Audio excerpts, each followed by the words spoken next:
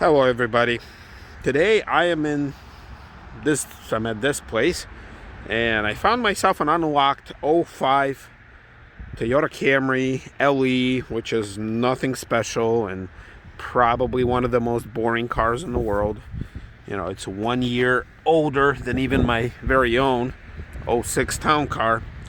But I wanted to make a video about it because I want to explore how a Toyota Camry turns into a Lexus ES class, which there is one over there farther down unlocked, and we'll be taking a look at it next.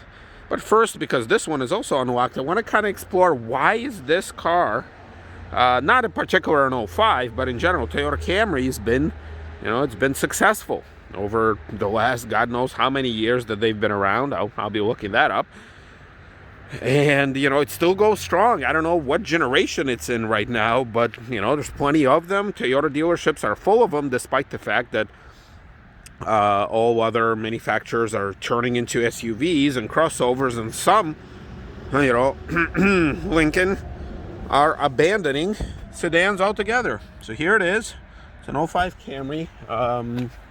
It doesn't say how many miles it has, so we'll look inside. But yeah, in general, just look, it's pretty basic for an '05. An LE, I think it's like the most popular model. It's like, I think it's the one from above the base, which I don't even remember at this point what would the base not have that LE would. Look, you still got hubcaps. You have very basic styling. Let's see. See, you have exposed wipers, so they're not hidden. I guess that's a progressive design when compared to, let's say, a town car. That's, that whole jazz. All right, so let's look inside. And like I said, I am happy for it to be unlocked. Alrighty. So first and foremost, inside here, you have very basic gauges. It's getting pretty cold. I'm actually filming this on Thanksgiving, November 26th, where most people, actually the road, you can kind of see the road behind me. It's a pretty busy road, and there's not a whole lot of cars passing by today. So today's a perfect day to check out cars. So first and foremost, so what do you get? You get the 4 standard gauges. Let's see what color they glow. Oh, okay, well, they don't glow. You do have automatic headlights, so even on a base car, I guess that's a perk. Volume, selector, mode. You don't have anything here. I guess this was, for the XLE. This one was pimpified with this radio setup. I'm not a big fan. I like my cars to be stock, even though if it had a tape deck, which I think it might have for that age, that's still fine. You get the famous cruise control here. You got the power windows, locks, all the basic stuff. You have this setup that's been around on Corollas and Camrys for ages. All black plastic too, no wood in this one. I do know that on an XLE, this panel was wood, I believe. This whole surround, this was wood, and these were wood. So on both sides, and I believe in the back too. Don't remember about here. I think some of it was wood and some wasn't. Not 100% sure. Maybe I'll find a picture. You do get cloth seats right up here. Nice. Power outlet here. Let's see. Oh, Pimpalicious remote control. And by the way, I know a lot of you have modified your cars. Keep in mind, what you do with your cars, that's none of my business. I'm more along the line of what I personally don't like. So I know some people modify their town cars and they're perfectly happy. I'm just speaking on behalf of myself. I do not represent a wider, more popular opinion. This is kind of strange how this is like very pronounced airbag. I figured by an '05 they could find a way to kind of hide it a little, make it flush, but maybe not.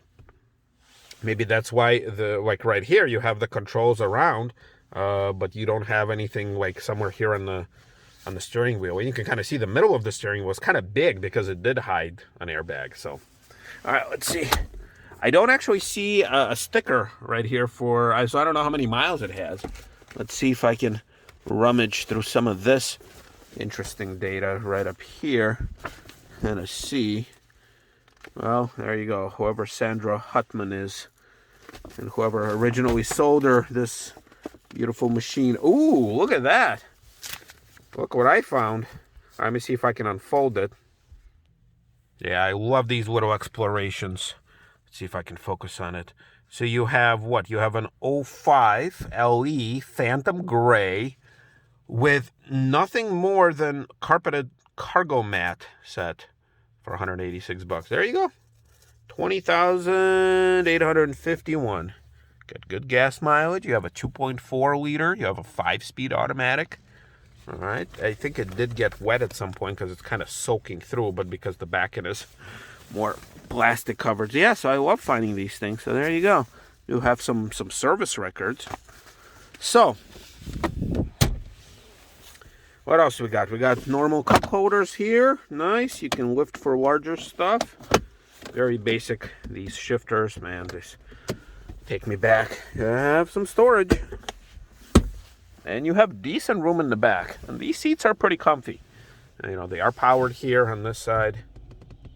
They are not powered, I don't think, on this side. Nope. So,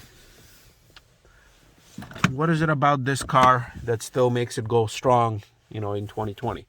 I think because it's basic, because you can have some luxury equipment, so these controls can be upped to automatic climate. I think some of these, maybe, I'm not sure about an 05, but I know so later years, and obviously today you can't have nav. You can have decent room in the back. Let's see. And I think the trunk is pretty decent too. Yeah, in the back it's got decent room. The seat is, I think, all the way back. I moved it as far as I could. Yeah. And then the trunk. Look, still got, you know, I'm not sure if they're original, but they are definitely factory formats. You have decent trunk. So even at its very basic form, and obviously I don't know what happened there, you know, these cars, they provide good basic transportation. And keep in mind, you know, I used to own a 2007, so I owned, an XLE, so the 4-cylinder fully loaded, because these can be had with the 6, and they had the 6 at this point here too. And I think some of them came with fog lights and obviously rims for the next step. So these provide good, basic, relatively cheap transportation. And that's probably why they were popular before, and they are popular still. And I'm not going to lift the hood. I mean, there's nothing fancy there. All right, let's take a short walk to a Lexus. Now, unfortunately, the Lexus that I found here, the ES, which is basically a luxury version of a Camry, it's a later model, so it's not 100% the same. But a lot of the basic stuff that you will find in a Camry, you will obviously find in a Lexus ES, and I think it's ES350 if I'm not mistaken. Let's see, where is it? All right, here it is. It's right next to this Maserati, but am I sick to not really care about this Maserati and care more about this Lexus? Probably. So here's the Lexus ES.